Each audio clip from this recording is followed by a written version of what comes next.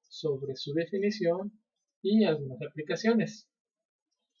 Actualmente nosotros tenemos electricidad en todos lados y la utilizamos para un sinfín de aplicaciones, como por ejemplo actualmente para la creación de vehículos eléctricos, entre esas aplicaciones pueden ser controladas por diferentes dispositivos. Por ejemplo, encender, apagar la luz, determinar la temperatura, controlar la temperatura de una habitación, eh, hacer comida y sistemas de extras de seguridad. Por ejemplo, ahora hay muchos que son ventanas eléctricas. Entonces, tiene un sinfín de aplicaciones que podemos encontrar a nuestro alrededor. Pero para poder controlarlo necesitamos entender cómo funciona y qué materiales podemos utilizar para lograr ese funcionamiento. El primero que tenemos, o los primeros materiales son los conductores, los segundos son los semiconductores y en tercero tenemos aislante. Si se muestra en la imagen, podemos ver las tres diferencias. En el conductor, aquí con carga negativa, el electrón pasa sin ningún problema. En los semiconductores, el electrón pasa, pero puede ser restringido. Y en los aislantes vemos que tiene gran dificultad para pasar, o prácticamente no pasa nada de electricidad. Entonces, los aislantes son muy necesarios para protegernos. Podemos tener este tipo de cintas aislantes que nos protege de que los cables hagan cortocircuito y se vayan a quemar, o cuando se quema un fusible dentro de la casa por este mismo fenómeno. También la madera nos sirve como aislante para protegernos, y inclusive los apagadores tienen una capa aislante, aunque por dentro tienen material conductor.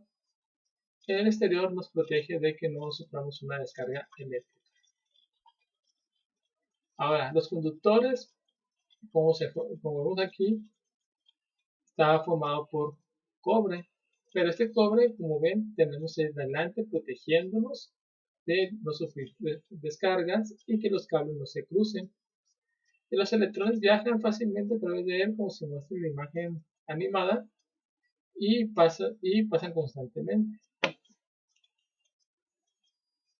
También tenemos los semiconductores, como son los diodos, transistores, que nos permiten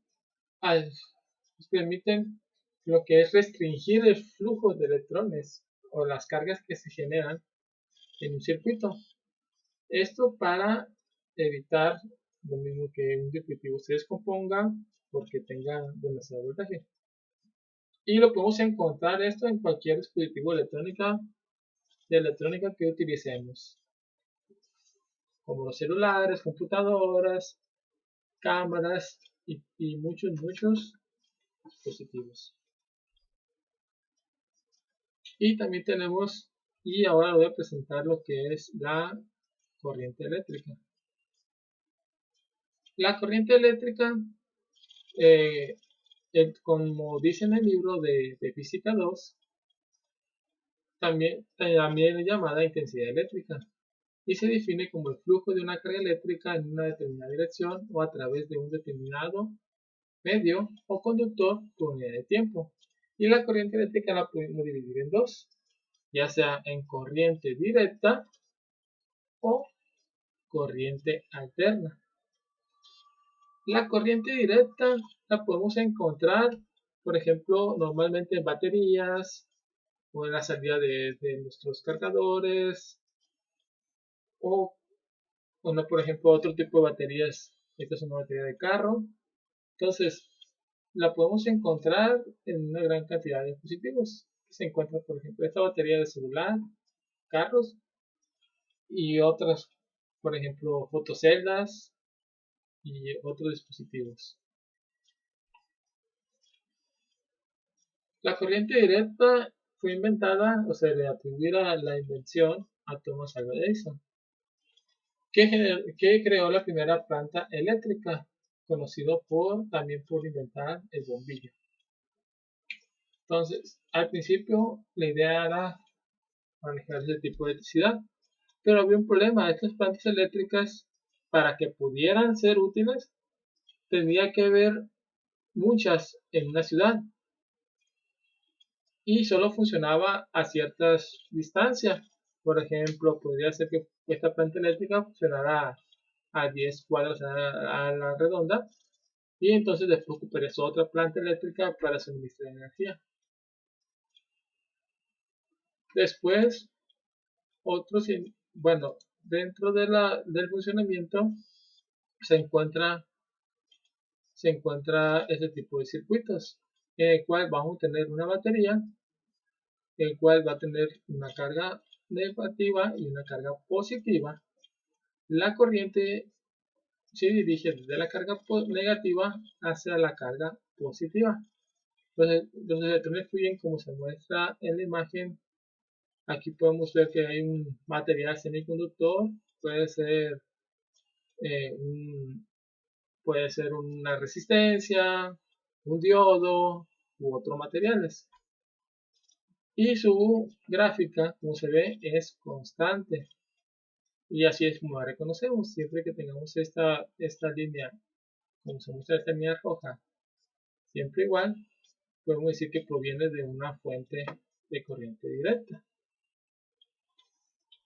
Ahora, pero con este mismo problema que le mencionaba yo de las estaciones o los motores eléctricos, necesitamos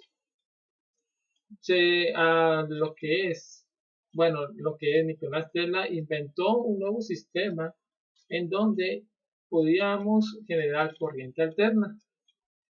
La ventaja de la corriente alterna es que puede recorrer mucha distancia teniendo poca pérdida a comparación a la corriente directa. Por eso podemos ver que la corriente directa lo encontramos en dispositivos que están cerca uno de otro y la corriente alterna la encontramos en subestaciones o plantas de energía que nos llegan hasta la casa. ¿Sí? Estos motores nos ayudan a generar electricidad y aquí podemos ver como la turbina donde en cierto momento se le agrega, por ejemplo, una planta hidroeléctrica, se le agrega agua o puede ser vapor de agua. Esta gira y al girar genera una corriente alterna, como se ve en esta animación, en el cual se puede ver cómo gira. Al girar va cambiando la polaridad el conductor que se encuentra en medio de los dos imanes. ¿Sí? Si se dan cuenta, el imán pues uno es el norte y el otro es el sur, y oscila y genera esta oscilación, pasando de positivos a negativos y positivo y negativo, de negativo a positivo. ¿Sí? Y así es el principio de funcionamiento. Normalmente nosotros la energía que nos llega a nuestras casas tiene cierta frecuencia. En este caso, pues se considera que aquí en México utiliza normalmente 60 Hz. Y en otros países, por ejemplo en Europa, normalmente utiliza 50 Hz. Pero eso tiene que ver cómo se genera la electricidad y el número de vueltas que se producen. Ahora, para poder controlar la electricidad y comprenderlo un poquito mejor, lo que George Simon Ohm creó la ley de Ohm.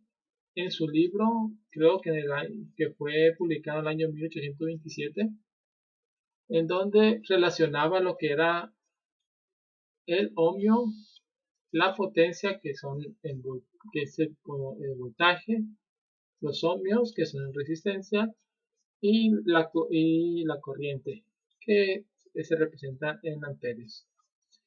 Con este triangulito hago saber, observamos cómo se puede relacionar y para que se acuerden fácilmente de ello. En donde arriba tenemos el voltaje y por lo cual lo de abajo se multiplica I por R. Voltaje es igual a I por R. Si queremos obtener la corriente, vamos a hacer una división. Voltaje entre R. Y si queremos sacar la resistencia, la relacionamos como voltaje entre la corriente. Entonces, esta ecuación la vamos a utilizar constantemente para resolver los diferentes problemas del momento 3. Entonces, ahora vamos a ver cómo se forma un circuito eléctrico básico, en el cual podemos observar que tenemos un generador, una batería, un receptor que puede ser una resistencia, un foco o un dispositivo electrónico, y un interruptor para encender o apagar el receptor. También es importante entender el conductor, ¿no? El conductor nos permite llevar la energía de un punto a otro, ¿sí?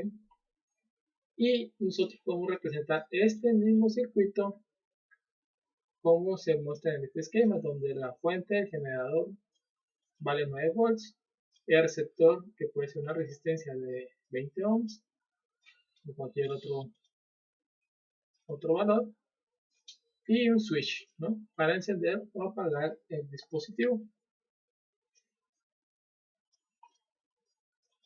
Ahora, vamos a ver cómo obtener la resistencia equivalente para un circuito que está en serie. Está en serie porque si se dan cuenta, este va conectado con este, y después el segundo se conecta con la resistencia 2, la resistencia 2 se conecta desde este punto hacia la resistencia 3, y la resistencia 3 se conecta a la fuente otra vez, ¿sí? Pasando, como mostraba en la parte anterior, pues se puede ver que va de positivo a negativo, o lo pueden ver al revés, de negativo a positivo, pero recuerden que la corriente viaja del negativo, ¿no? Del negativo al positivo. Entonces, ¿cómo hacemos esto? Primero hay que entender el problema que tenemos aquí.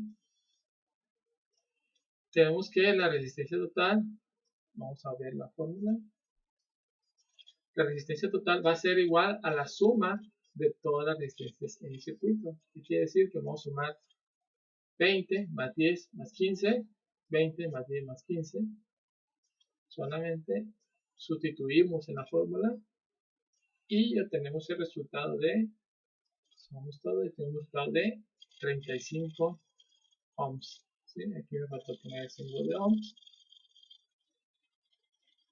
Es importante que lo pongan. Entonces decimos que estas tres resistencias equivalen a poner una resistencia de 35 ohms. ¿Qué quiere decir esto? ¿Por qué hacemos esto? Pues imagínate que vas a comprar, porque tu circuito necesita tres resistencias y cada resistencia cuesta, supongamos, 10 pesos. Entonces pagarías por comprar las tres resistencias 10 pesos. Cuando a lo mejor puedes comprar esta bueno, pagarías 30 pesos, cuando aquí tú podrías pagar a lo mejor 10 pesos. Entonces ya te ahorras 20 pesos. Ahora, esta fórmula se las pongo así. Para resistencias, para resistencia equivalente paralelo. Eso es un poco más complicado, pero pero es sencillo a la vez. Primero, para reconocer que están en paralelo, vemos que están unidas por un nodo en este punto. Tenemos 1, 2, 3 nodos, un cuarto hasta Rn, ¿no? Pero nos interesa ir comprendiendo qué está pasando. Primero, si te das cuenta, la conexión del cable es directa, si va derecho y por abajo también va derecho, y todos se van conectando como si estuvieran acomodados en filas, uno tras de otro, después este tras de este y detrás de este. Siempre que estén de esa forma, siempre están en paralelo, ¿sí? Entonces, y sin importar el número de resistencias que tengas, pues vas a irlas poniendo una fórmula. Por ejemplo, aquí hay una, R1 entre R1, después está la otra aquí, 1 entre R2, después está la tercera, aquí debería ir 1 sobre R3, pero no es necesario poner porque estamos indicando con Rn que pueden ir las que sean, puede haber 10 ahí y van poniendo una así tras otra. Entonces, eso es lo que tienen que hacer. Ahora, ¿cómo resolverían un problema de ese tipo? Bueno, ya no se puso la animación completa, pero pues ya tienen la idea aquí, ¿no? Primero, ocupamos los datos. Tenemos 1, 2, 3 resistencias. 1, 2, 3 resistencias. Entonces vamos a sacar la operación. Decíamos que la fórmula en este caso ya quitamos Rn. Como estaba en el anterior, Rn la quitamos porque ya no necesitamos que, porque ya sabemos cuántas resistencias hay realmente. Si hay 5, hasta R5, ¿no? Entonces si hay 3, hasta R3. Si hay 4, hasta R4. Y serían 1, 2, 3, 4, y así consecutivamente. Entonces tenemos que poner la fórmula. Ya que tenemos la fórmula, hay que sustituir los valores que tengamos en el paso 1 en el paso 3. Entonces tenemos 1 entre 10, 1 entre 10, 1 entre 20 y 1 entre 15. 1 entre 10, 1 entre 20 y 1 entre 15. Ya que tengamos eso, tenemos que sacar por separado en la calculadora, que no sé si se vaya a ver, los valores. 1 entre 10 es 0.1. 1 entre 20 es 0.05. 1 entre 15 sale 0.0666. Podemos quitar tanto 6 y redondear hasta un cuarto dígito y ponerle 7 y no hay problema. Después esos tres valores hay que sumarlos. 0.1 más 0.05 más 0.0667. ¿Sí? Da 0.2167, como está aquí abajo. Entonces le ponemos 1 entre este número, podemos poner ANS, y ya da el resultado que deseamos. Yo aquí me está dando un poquito diferente en los últimos decimales porque yo usé el número completo de 0.616, pero ustedes pueden dejarlo con este valor de 4.46 y va a estar bien, o 47 y va a estar bien. ¿Sí? Entonces, si me gusta, entonces hacemos un poco los pasos, sumar valores del denominador, realizar la división, 1 entre 0.2177, y obtenemos el resultado de 4.6. Normalmente no siempre hay resistencias exactas, como por ejemplo 4.6, pero a lo mejor puede haber 4.8, 5, 5.2 aproximadamente. Entonces mi recomendación cuando hagan una simplificación es siempre poner una resistencia superior. Pueden encontrar una resistencia inferior, por ejemplo de 4.4, pero estás arriesgando el circuito que se vaya a quemar un componente. Entonces siempre hay que poner una resistencia mayor. Si es 4.6, a lo mejor una resistencia de 5 ohms. Y no pasa nada. Pero si se dan cuenta, aquí está la diferencia. En vez de comprar, pero cuando vayan a comprar, en vez de comprar 3 resistencias, es mejor comprar una solamente. ¿Sí? Entonces para eso nos sirve entender un poquito de los circuitos eléctricos. Y también cuando encuentren problemas un poquito más complicados, sepan simplificar.